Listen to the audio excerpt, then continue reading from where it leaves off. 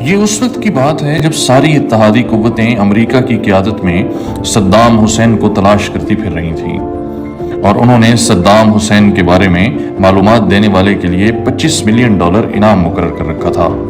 لیکن اس کے باوجود 1 سال ہونے کو آیا تھا اور صدام حسین کا کوئی پتہ نہیں تھا۔ ان کی تلاش کی اہمیت اس لیے بھی زیادہ تھی کہ عراق میں کچھ لوگ امریکی فورسز اور ایران کے تعاون سے بنائی گئی عراقی انتظامیہ کے ساتھ نہیں تھے، اور وہ یہ امید لگائے بیٹھے تھے کہ صدام حسین جو اپنی فوج کے ساتھ کہیں روپوش ہیں، وہ جلد ہی بغداد پر دوبارہ قبضہ کر لیں گے۔ اس تاثر کو زائل کرنے کے لیے ضروری تھا کہ صدام حسین پکڑے جائیں یا پھر مارے جائیں، تاکہ نئی عراقی انتظامیہ کسی بے یقینی کے بغیر انتظامات چلا سکے۔ لیکن مسئلہ یہ تھا کہ صدام حسین کے خفیہ ٹھکانے کے بارے میں کسی کو علم نہیں تھا، اور اگر کچھ افراد کو علم تھا بھی تو وہ افراد بھی نہیں مل رہے تھے۔ اس کی وجہ یہ تھی کہ صدام حسین نے امریکی حملہ شروع ہونے سے پہلے ہی تمام پرانے گارڈز فارغ کر دیے تھے۔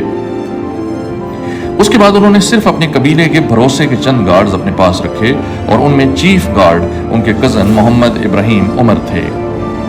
ان کے بارے میں امریکیوں کے پاس یہ معلومات تھیں کہ اگر انہیں پکڑ لیا جائے تو صدام حسین کا پتہ ہاتھ آ جائے گا۔ 2003 کے دسمبر میں مختلف جگہوں پر ناکام چھاپوں کے بعد ایک چھاپے میں امریکیوں کو تھوڑی سی کامیابی ملی۔ وہ یہ کہ ایک مخبری کے مطابق کچھ ایسے ماہی گیر ان کے ہاتھ آئے جو اس جگہ کے قریب تھے جہاں صدام حسین کے چیف گارڈ کو ہونا چاہیے تھا۔ ان ماہی گیروں سے تفتیش کے دوران ایک مچھیرے نے بتایا کہ جن لوگوں کو آپ پکڑ کے لائے ہیں ان میں سے ایک کو ضرور صدام کا چیف گارڈ ابراہیم ہونا چاہیے۔ تفتیشکاروں نے ابھی تک سب ماہی گیروں کے چہرے پر جو کپڑے ڈال کر لائے تھے وہ ہٹائے نہیں تھے۔ جب سب کے چہروں سے کپڑے ہٹائے گئے تو ان میں سے ایک صدام کے چیف باڈی گارڈ جنرل ابراہیم عمر تھے۔ 12 دسمبر کی سرد صبح میں امریکی جنرل ابراہیم کو ایک امریکی تفتیشی سینٹر لے گئے۔ وہاں ان سے چند گھنٹے پوچھ گچھ کی گئی، لیکن جنرل ابراہیم نے صدام حسین کے کسی بھی ٹھکانے کے بارے میں لا علمی کا اظہار کیا۔ وہ ہر سوال کے جواب میں یہ کہتے تھے کہ میں تو خود جان بچانے کے لیے بھاگا پھر رہا ہوں، مجھے کیا پتا صدام حسین کہاں ہیں۔ جب دھمکیوں اور تفتیش سے بات نہیں بنی تو امریکیوں نے انہیں $2.5 کروڑ کی رقم کا لالچ دیا۔ یہ وہی رقم تھی جو صدام حسین کی گرفتاری کے بارے میں معلومات دینے پر رکھی گئی تھی۔ اتنی بڑی رقم کا سن کر یا شاید پھر یہ جان کر کہ امریکیوں کی قید میں وہ زیادہ دیر خاموش تو ویسے بھی نہیں رہ سکیں گے، انہوں نے اپنا ارادہ بدل لیا۔ بقول امریکی تفتیشکاروں کے انہوں نے جلدی صاف بتا دیا کہ کچھ دن سے صدام کس جگہ پر چھپے ہوئے ہیں۔ کچھ دنوں سے اس لیے کہ صدام حسین اپنے ٹھکانے مسلسل تبدیل کرتے رہتے تھے۔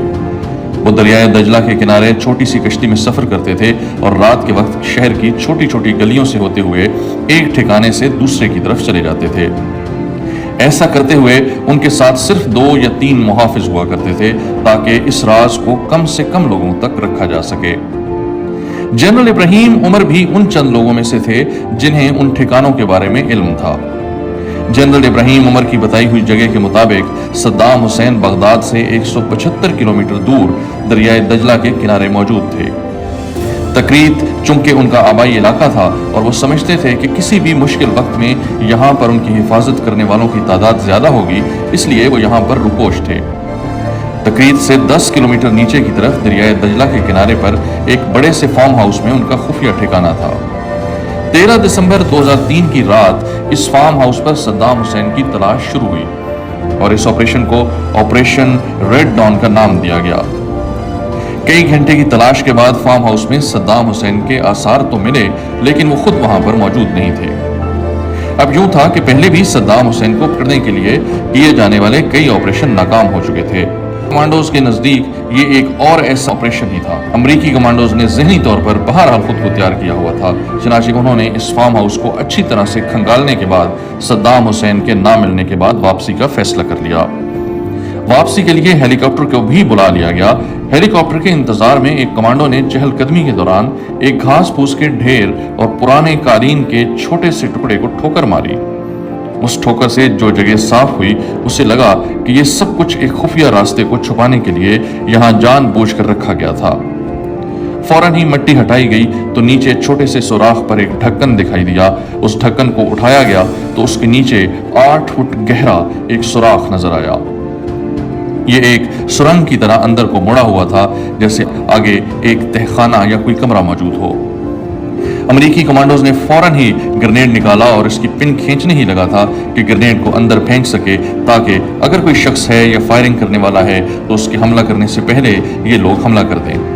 لیکن اس سے پہلے کہ وہ پن کھینچتا، سرنگ کے اندر سے ہاتھ کھڑے ہوئے اور ایک سایہ سا باہر آنے لگا۔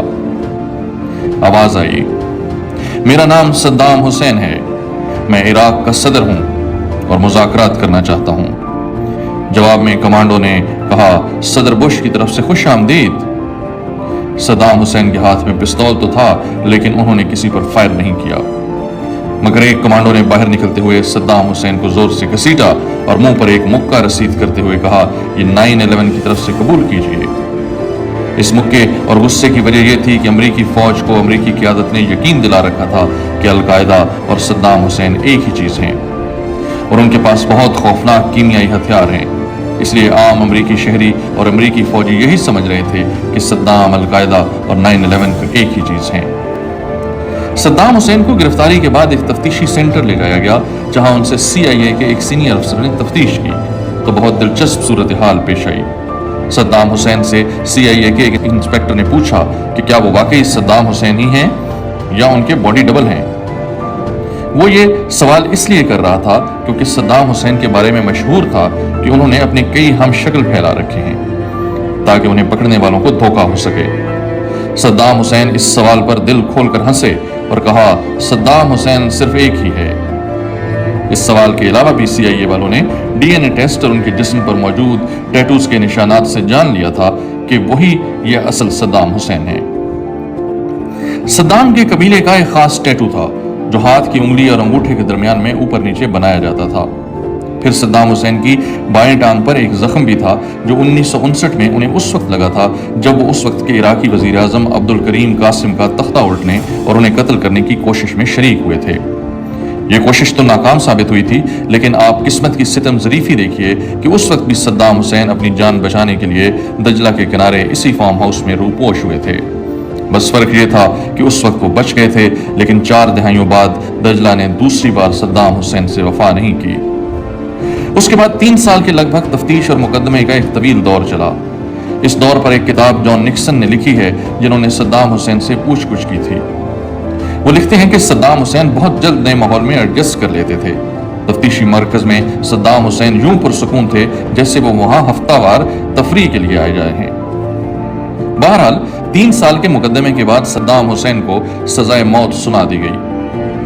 دسمبر 2006 میں جب دنیا بھر کے مسلمان عید الاضحیٰ کی تیاری کر رہے تھے تو ایک بریکنگ نیوز عالمی توجہ کی تیاری کر رہی تھی، اور یہ خبر یہ تھی، عراق کے سابق صدر صدام حسین کی سزائے موت۔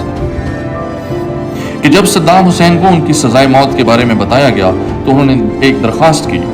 انہوں نے کہا کہ انہیں ایک ملٹری کمانڈر جیسی عزت دی جائے اور انہیں فائرنگ اسکواڈ کے سامنے کھڑا کر کے گولیوں سے چھلنی کر دیا جائے، انہیں پھانسی نہ دی جائے، کیونکہ وہ فوجی ہیں اور یہی موت ان کے شایان شان ہے۔ لیکن صدام حسین کی یہ درخواست مسترد کر دی گئی۔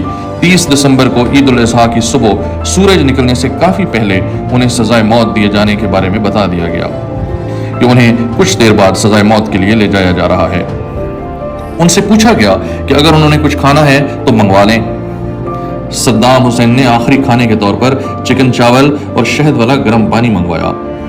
یہ کھانا انہوں نے کھایا اور پھر صبح 5 بجے امریکی سیکیورٹی اہلکاروں کے ساتھ انہیں پھانسی والی جگہ لے جایا گیا۔ عراقی پولیس، جج اور بہت کم تعداد میں لوگ وہاں پر موجود تھے۔ صدام حسین کے ہاتھ سامنے کی طرف بندھے ہوئے تھے اور انہوں نے سرد موسم کے حساب سے ایک ٹوپی اور ایک موٹا کوٹ پہن رکھا تھا۔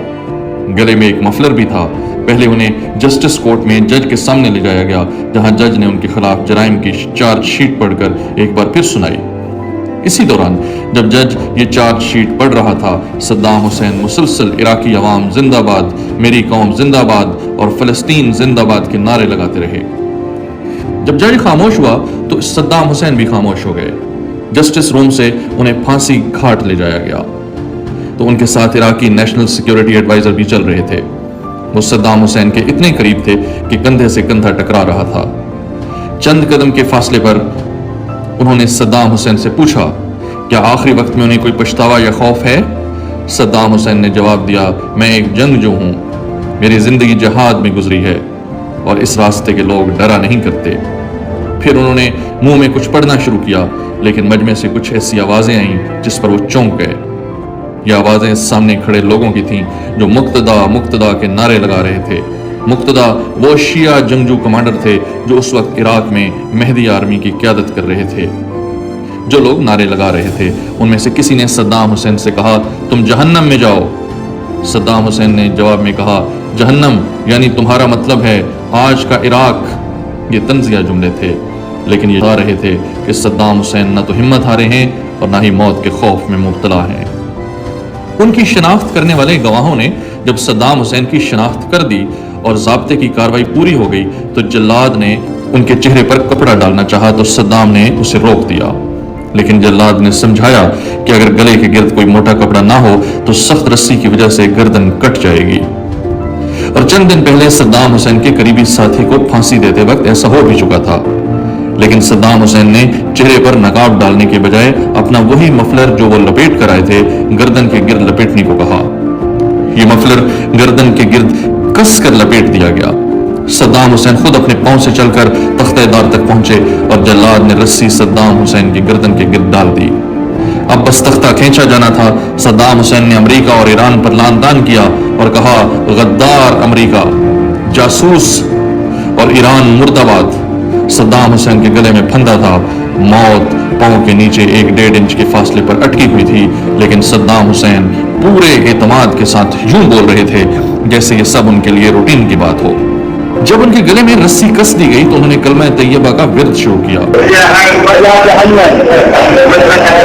لا الہ الا اللہ محمد الرسول اللہ، لیکن ابھی وہ رسول بھی پورا نہیں کر پائے تھے کہ نیچے سے تختہ کھینچ لیا گیا۔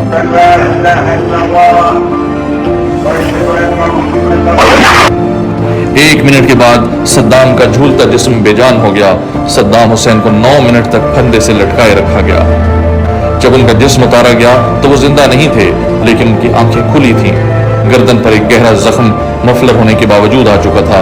صدام حسین کی سزائے موت اور تختہ دار پر ان کا بے مثال اعتماد شاید کسی کو پتہ نہیں چلتا کہ اگر اس کی ویڈیو خود عراقی حکومت اور پھر ایک دوسری ویڈیو آواز کے ساتھ غیر سرکاری طور پر لیک نہ کی جاتی اور ان دونوں ویڈیوز نے صدام حسین کو مسلم دنیا کا ہیرو بنا دیا۔